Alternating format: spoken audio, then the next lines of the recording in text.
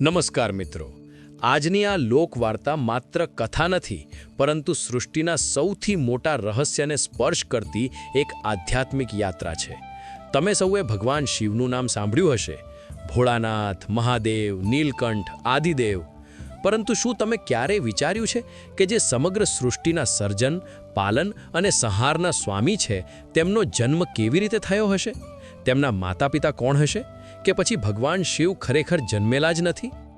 આજે આપણે શાસ્ત્રો, પુરાણો અને લોકવાર્તાઓના આધારે ભગવાન શિવના જન્મનો સંપૂર્ણ ઇતિહાસ જાણીશું. આ કથા અંત સુધી સાંભળજો, કારણ કે અંતમાં એક એવું રહસ્ય ખુલશે જે તમારો જીવન પ્રત્યેનો દૃષ્ટિકોણ બદલી નાખશે. શિવપુરાણ અને હિન્દુ ધર્મગ્રંથોના ઊંડાણમાં ઉતરીએ તો સમજાય છે કે ભગવાન શિવ કોઈ સામાન્ય દેહધારી પુરુષ નથી, પરંતુ તેઓ એક અનંત ઊર્જા છે. સૃષ્ટિના પ્રારંભ પૂર્વે જ્યારે ન તો પૃથ્વી હતી, ન આકાશ કે ન તો દેવદાનવો, ત્યારે માત્ર શૂન્ય હતું. આ શૂન્યમાંથી એક દિવ્ય પ્રકાશ પ્રગટ થયો, જેને આપણે સદાશિવ કહીએ છીએ. શિવપુરાણની વિદ્યા સંહિતા મુજબ ભગવાન શિવ સ્વયંભૂ છે, એટલે કે તેમનો જન્મ કોઈના ગર્ભમાંથી નથી થયો, પરંતુ તેઓ પોતાની મેળે પ્રગટ થયા છે. એક પ્રચલિત કથા અનુસાર જ્યારે ભગવાન વિષ્ણુ અને બ્રહ્માજી વચ્ચે પોતાની શ્રેષ્ઠતા સાબિત કરવાનો વિવાદ થયો, ત્યારે તેમને વચ્ચે એક વિશાળ જ્યોતિર્લિંગ પ્રગટ થયું. આ લિંગનો કોઈ આરંભ કે અંત દેખાતો નહોતો. બ્રહ્માજી હંસ બનીને ઉપર ગયા અને વિષ્ણુજી વરાહ બનીને નીચે ગયા, પરંતુ લાખો વર્ષો સુધી પ્રયત્ન કરવા છતાં કોઈને તેનો છેડો ન મળ્યો. અંતે તે જ્યોતિર્લિંગમાંથી ભગવાન શિવ સાક્ષાત પ્રગટ થયા અને બંને દેવોને જ્ઞાન આપ્યું કે તેઓ પોતે જ આ સૃષ્ટિના સર્જક અને અંતિમ સત્ય છે. ઘણી લોકવાર્તાઓમાં અને વિષ્ણુ પુરાણમાં એક અલગ પ્રસંગ જોવા મળે છે, જેમાં કહેવાયું છે કે બ્રહ્માજી જ્યારે સૃષ્ટિની રચના કરવામાં મુશ્કેલી અનુભવતા હતા, ત્યારે તેમણે ઘોર તપસ્યા કરી. તેમની ભ્રકુટી એટલે કે ભમરમાંથી એક રડતું બાળક પ્રગટ થયું. બ્રહ્માજીએ તેને રડવાનું કારણ પૂછ્યું તો બાળકે કહ્યું કે તેનું કોઈ નામ કે ઓળખ નથી. ત્યારે બ્રહ્માજીએ તેનું નામ રુદ્ર રાખ્યું, જેનો અર્થ થાય છે રડનાર. આ રુદ્ર ભગવાન શિવનું જ એક સ્વરૂપ છે. જો કે આ કથાઓ ભક્તોને સમજાવવા માટેની લીલાઓ માત્ર છે, બાકી શિવ તો અનાદિ છે. જ્યારે વાત માતા પિતાની આવે છે, ત્યારે શિવ પુરાણ સ્પષ્ટ કરે છે કે શિવ પોતે જ પરબ્રહ્મ છે. એકવાર એક શિષ્યએ શિવને પૂછ્યું કે તમારા પિતા કોણ? ત્યારે મહાદેવે કહ્યું કે બ્રહ્મા મારા પિતા છે, વિષ્ણુ મારા દાદા છે, પરંતુ હું પોતે જ મારો પરદાદા છું. આનો ગૂઢ અર્થ એ છે કે બધું જ શિવમાંથી શરૂ થાય છે અને શિવમાં જ અંત પામે છે. ભગવાન શિવને ભોળાનાથ કહેવાનું કારણ પણ એ જ છે કે તેઓ બાહ્ય આડંબર કે વિધિ વિધાનમાં માનતા નથી. તેઓ સ્મશાનમાં રહે છે, ભસ્મ ચોળે છે અને ગળામાં સાપ ધારણ કરે છે, જે દર્શાવે છે કે તેઓ મૃત્યુ અને ભયથી પર છે. તેમના જન્મનો ઇતિહાસ વાસ્તવમાં મનુષ્યને એ શીખવે છે કે સત્ય હંમેશા અજન્મા અને શાશ્વત હોય છે. જેનો જન્મ થાય છે તેનો નાશ નિશ્ચિત છે, પરંતુ શિવ તો કાળના પણ કાળ મહાકાળ છે, એટલે જ તેમનો કોઈ જન્મ કે મૃત્યુ હોતું નથી. આ કથાનું સૌથી મોટું રહસ્ય એ છે કે શિવ તત્વ દરેક મનુષ્યના આત્મામાં બિરાજમાન છે. આપણે જેને બહાર શોધીએ છીએ તે વાસ્તવમાં આપણી ભીતર વસેલી પરમ ચેતના છે. નિષ્કર્ષમાં કહીએ તો ભોળાનાથનો જન્મ એ કોઈ ભૌતિક ઘટના નથી, પણ એક દિવ્ય ઊર્જાનું પ્રગટીકરણ છે. તેઓ અનાદિ અને અનંત છે, જેમના શરણમાં જવાથી જન્મ મૃત્યુના ફેરામાંથી મુક્તિ મળે છે. જો તમે હૃદયપૂર્વક ઓમ નમઃ શિવાયનો જાપ કરો તો તમે પણ તે શિવ તત્વનો અનુભવ કરી શકો છો. આશા છે કે આ લોકવાર્તા દ્વારા તમને મહાદેવના અસ્તિત્વના ગૂઢ રહસ્યો સમજાયા હશે. શિવપુરાણ અનુસાર ભગવાન શિવને અજન્મા કહેવામાં આવે છે, એટલે કે જેમનો કોઈ જન્મ નથી. તેઓ સમય પહેલા હતા, સમય દરમિયાન છે અને સમય પછી પણ રહેશે. જ્યારે સમગ્ર બ્રહ્માંડ અંધકારમાં હતું, ન સૂર્ય હતો, ન ચંદ્ર, ન પૃથ્વી, ન આકાશ, ત્યારે પણ શિવ હતા. આ કારણે તેમને આદિદેવ કહેવાય છે. પરંતુ માનવ મન માટે જન્મ વગરનું અસ્તિત્વ સમજવું મુશ્કેલ છે. તેથી પુરાણોએ શિવના પ્રાગટ્યની અદ્ભુત કથાઓ રચી છે. આ કથાઓ આપણને સમજાવે છે કે જે શક્તિ આખા બ્રહ્માંડને ચલાવે છે તે વાસ્તવમાં કોઈ શરીરમાં બંધાયેલી નથી, પણ જરૂર પડીએ ભક્તોના કલ્યાણ માટે સાકાર સ્વરૂપ ધારણ કરે છે.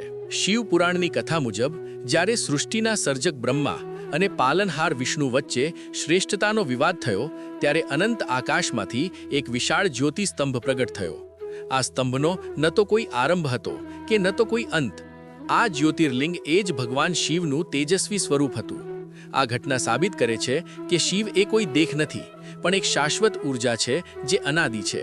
શિવ પુરાણ મુજબ સદાશિવ અને આદિશક્તિના સંયોગથી જ બ્રહ્માંડનું સર્જન થયું છે. લોકવાર્તાઓમાં ભલે આપણે તેમના જન્મની વાતો કરીએ, પણ વાસ્તવમાં તે તેમનું પ્રાગટ્ય છે. જેમ સૂર્ય રોજ ઉગે છે પણ તેનો જન્મ થતો નથી, તેમ શિવ પર સમય પર સંસારના ઉદ્ધાર માટે પ્રગટ થાય છે. બીજી એક દ્રષ્ટિએ જોઈએ તો ભગવાન શિવના માતા પિતા વિશે પૂછતા પ્રશ્નોના ઉત્તરમાં ખુદ મહાદેવે કહ્યું છે કે તેઓ સ્વયંભૂ છે, જે પોતે જ સમગ્ર સૃષ્ટિના પિતા છે. જેમનામાંથી બ્રહ્મા, વિષ્ણુ અને રુદ્રની ઉત્પત્તિ થઈ છે, તેમના વળી પૂર્વજ કોણ હોઈ શકે? એટલે જ શિવને અનાદિ માનવામાં આવે છે. વિજ્ઞાન આજે જે એનર્જી એટલે કે ઊર્જાની વાત કરે છે કે જેને ઉત્પન્ન કરી શકાતી નથી કે નાશ કરી શકાતી નથી, તે જ એનર્જી એટલે આપણા શિવ. તેઓ જ્ઞાનનો ભંડાર છે અને વૈરાગ્યના સ્વામી છે. આ રહસ્યમયી પ્રાગટ્યની કથા આપણને શીખવે છે કે શિવને પામવા માટે કોઈ શાસ્ત્રો ગોખવાની જરૂર નથી, પણ ભીતરના શૂન્યને ઓળખવાની જરૂર છે. શિવ ત્યાં જ વસે છે જ્યાં અહંકારનો અંત આવે છે. આમ ભોળાનાથનો જન્મ ઇતિહાસ એ હકીકતમાં શૂન્યમાંથી અનંત સુધીની યાત્રા છે, જે આપણને સત્ય અને મોક્ષના માર્ગે લઈ જાય છે. સૃષ્ટિના પ્રારંભિક કાળની આ અત્યંત પ્રભાવશાળી કથા છે. એક વખત બ્રહ્મા અને ભગવાન વિષ્ણુ વચ્ચે ગંભીર વિવાદ થયો. બંને દેવો પોતાની શક્તિ અને પદ પર ગર્વ અનુભવતા હતા અને પોતાને સર્વોચ્ચ માનતા હતા. બ્રહ્માજીનું કહેવું હતું કે મેં આ સમગ્ર સૃષ્ટિનું સર્જન કર્યું છે. તમામ જીવો મારા દ્વારા જ અસ્તિત્વમાં આવ્યા છે, તેથી હું જ શ્રેષ્ઠ છું. બીજી બાજુ ભગવાન વિષ્ણુ તર્ક આપતા હતા કે હું આ જગતનો પાલનહાર છું. મારા વિના આ સૃષ્ટિનું સંચાલન અશક્ય છે, તેથી શ્રેષ્ઠતાનો અધિકાર મારો છે. આ અહંકારનો વિવાદ એટલો વધતો ગયો કે સ્વર્ગના અન્ય દેવતાઓ ચિંતિત થઈ ગયા, કારણ કે જો સૃષ્ટિના સર્જક અને પાલનહાર વચ્ચે યુદ્ધ થાય તો બ્રહ્માંડનું અસ્તિત્વ જોખમાઈ શકે તેમ હતું. બરાબર તે જ સમયે ચારે બાજુ અંધકાર ચીરીને એક અતુલ્ય ઘટના ઘટી. અચાનક સમગ્ર આકાશ અને પાતાળને ભેદી નાખે એવો એક ભયંકર પ્રકાશ સ્તંભ પ્રગટ થયો. આ કોઈ સાધારણ અગ્નિ નહોતો કે ન તો તે પથ્થર કે ધાતુનો બનેલો હતો. તે તો શુદ્ધ દિવ્ય તેજનું એક અવિરત સ્વરૂપ હતું. આ તેજ જોઈને બ્રહ્મા અને વિષ્ણુ બંને સ્તબ્ધ થઈ ગયા. એ જ ક્ષણે આકાશ ભયાનક ગર્જનાથી ગૂંજી ઉઠ્યું અને બંને દેવોને પોતાની લઘુતાનો અહેસાસ થવા લાગ્યો. આ દિવ્ય પ્રકાશ સ્તંભનો કોઈ છેડો દેખાતો નહોતો. કુતૂહલવશ બંને દેવોએ નક્કી કર્યું કે તેઓ આ સ્તંભનો આદિ એટલે કે શરૂઆત અને અંત એટલે કે છેડો શોધશે. ભગવાન વિષ્ણુએ વરાહનું સ્વરૂપ ધારણ કર્યું અને તે સ્તંભના મૂળની શોધમાં પાતાળ તરફ ઊંડે ને ઊંડે ઉતરવા લાગ્યા. જ્યારે બ્રહ્માજીએ હંસનું સ્વરૂપ ધારણ કર્યું અને આકાશની ઊંચાઈઓ તરફ ઉડવા લાગ્યા. હજારો વર્ષો સુધી બંને દેવો સતત મુસાફરી કરતા રહ્યા, પરંતુ તે જ્યોતિર્લિંગનો ન તો ક્યાંય અંત મળ્યો કે ન તો ક્યાંય શરૂઆત મળી. આ શોધ દરમિયાન ભગવાન વિષ્ણુને સત્યનો અનુભવ થયો કે આ શક્તિ અનંત છે અને તેઓ નિષ્ફળ થઈને પાછા ફર્યા. જો કે બ્રહ્માજીએ અસત્યનો સહારો લીધો, પરંતુ અંતે સત્ય છુપાયું નહીં. ત્યારે તે ભયંકર તેજસ્વી સ્તંભમાંથી ભગવાન શિવ પ્રગટ થયા. તેમણે બ્રહ્મા અને વિષ્ણુનો અહંકાર તોડીને સમજાવ્યું કે સૃષ્ટિમાં સર્જન, પાલન અને સંહાર એ એક જ સત્તાના ત્રણ અલગ અલગ કાર્યો છે. શિવનો આ પ્રભાવ જોઈને બ્રહ્મા અને વિષ્ણુએ તેમની સ્તુતિ કરી અને સ્વીકાર્યું કે મહાદેવ જ સર્વોચ્ચ છે, જેઓ આદિ અને અંત વગરના છે. આ ઘટના એ સાબિત કરે છે કે જ્યારે પણ સંસારમાં અહંકાર વધે છે, ત્યારે શિવ તત્વ એક મહાન પ્રકાશના કિરણ તરીકે પ્રગટ થઈને સત્યનો માર્ગ બતાવે છે. આ જ જ્યોતિર્લિંગ આજે પૃથ્વી પરના 12 જ્યોતિર્લિંગોના મૂળમાં હોવાનું મનાય છે. જ્યારે તે વિશાળ દિવ્ય પ્રકાશ સ્તંભ પ્રગટ થયો, ત્યારે બ્રહ્મા અને વિષ્ણુ બંને અચંબામાં પડી ગયા. જે અહંકારમાં તેઓ એકબીજા સાથે લડતા હતા, તે હવે આશ્ચર્ય અને જિજ્ઞાસામાં બદલાઈ ગયો હતો. આ દિવ્ય તેજ શું છે અને તેની શરૂઆત ક્યાંથી થાય છે, તે જાણવા માટે તેમણે એક શરત નક્કી કરી. તેમણે નક્કી કર્યું કે જે આ સ્તંભનો અંત શોધી લાવશે તે જ સર્વોચ્ચ ગણાશે. આ નિર્ણય સાથે બ્રહ્માજીએ હંસનું રૂપ ધારણ કર્યું અને આકાશની અસીમ ઊંચાઈઓ તરફ ઉડ્યા. જ્યારે ભગવાન વિષ્ણુએ વરાહ રૂપ ધારણ કરીને પાતાળની ઊંડાઈઓ તરફ જવાનું શરૂ કર્યું. યુગો વીતી ગયા, સમયના ચક્રો ફરતા રહ્યા, પણ તે સ્તંભનો કોઈ છેડો ન મળ્યો. બ્રહ્માજી સતત ઉપર તરફ ઉડતા રહ્યા અને વિષ્ણુજી પાતાળને ચીરીને નીચે તરફ જતા રહ્યા. પરંતુ તે જ્યોતિર્લિંગ જાણે બ્રહ્માંડની બહાર સુધી વિસ્તરેલું હતું. હજારો વર્ષોની અથાક મહેનત પછી બંનેને ભાન થયું કે તેમની મર્યાદિત શક્તિઓ આ અનંત તેજને માપી શકે તેમ નથી. અંતે બંને થાકી ગયા અને પરાજય સ્વીકારીને ફરીથી એ જ સ્થાને આવીને ઊભા રહ્યા જ્યાંથી તેમણે યાત્રા શરૂ કરી હતી. બંને દેવોના મનમાંથી અહંકાર ઓગળી ગયો હતો અને તેમની નજર સમક્ષ માત્ર એક જ સત્ય હતું, એ અદ્ભુત જ્યોતિસ્તંભ.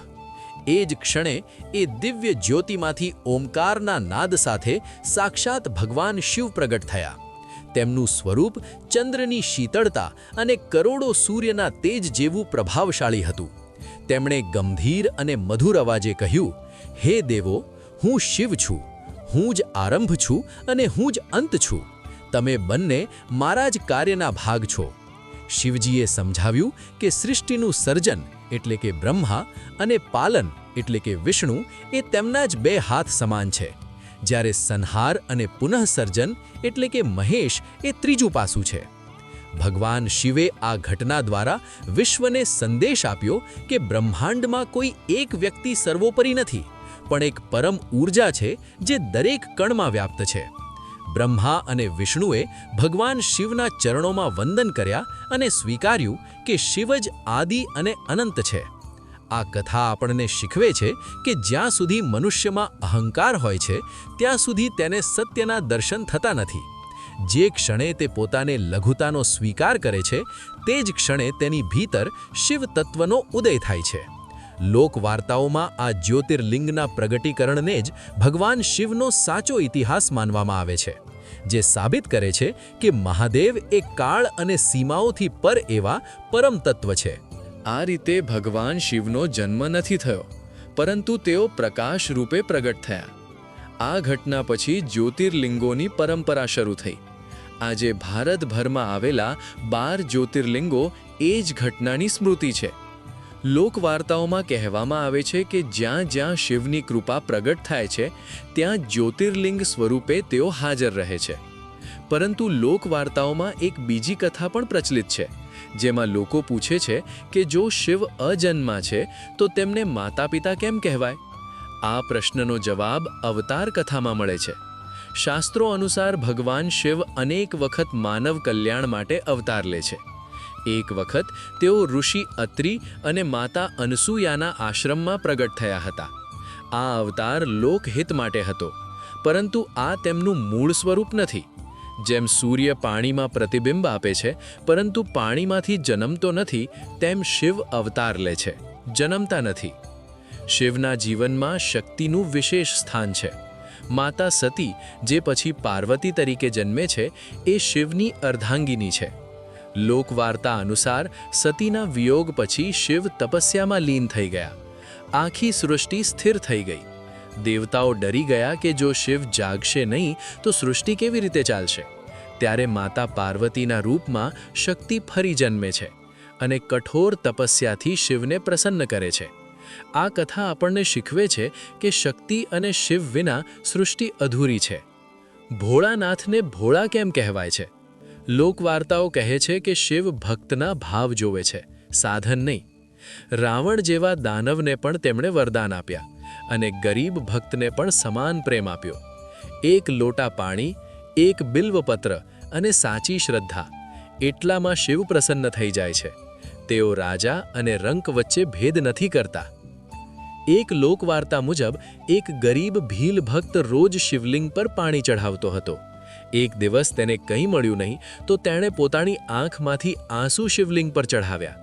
એ જ ક્ષણે શિવ પ્રસન્ન થયા અને કહ્યું કે આ આંસુ મને ગંગાજળ કરતાં પણ વધુ પ્રિય છે. આ કારણે શિવને દયાળુ અને ભોળાનાથ કહેવાય છે. શિવના જન્મ વિશેનો સાચો અર્થ એ છે કે તેઓ દરેકના અંતરમાં જન્મે છે. જ્યારે અહંકારનો નાશ થાય છે ત્યારે શિવ પ્રગટ થાય છે. જ્યારે મન શાંત થાય છે ત્યારે શિવ મળે છે. શિવ કોઈ દૂર બેઠેલો દેવ નથી, પરંતુ આપણા શ્વાસમાં, આપણા વિચારોમાં અને આપણા કર્મોમાં વસે છે. આ કથા માત્ર સાંભળવા માટે નથી, પરંતુ જીવનમાં ઉતારવા માટે છે. શિવ આપણને શીખવે છે કે વૈભવ છોડીને વૈરાગ્ય અપનાવો, ક્રોધ છોડીને ક્ષમા અપનાવો અને અહંકાર છોડીને ભક્તિ અપનાવો. શિવના જન્મનો અર્થ એ છે કે અજ્ઞાનમાંથી જ્ઞાન તરફની યાત્રા. અંતમાં એટલું જ કહું કે ભગવાન શિવનો જન્મ કોઈ તારીખ કે સ્થાન સાથે જોડાયેલો નથી. તેઓ તો સત્ય છે, ચેતના છે, અનંત છે. જ્યારે પણ કોઈ ભક્ત સાચા દિલથી ઓમ નમઃ શિવાય બોલે છે ત્યારે એ જ ક્ષણે ભોળાનાથ ફરી જન્મે છે, ભક્તના હૃદયમાં.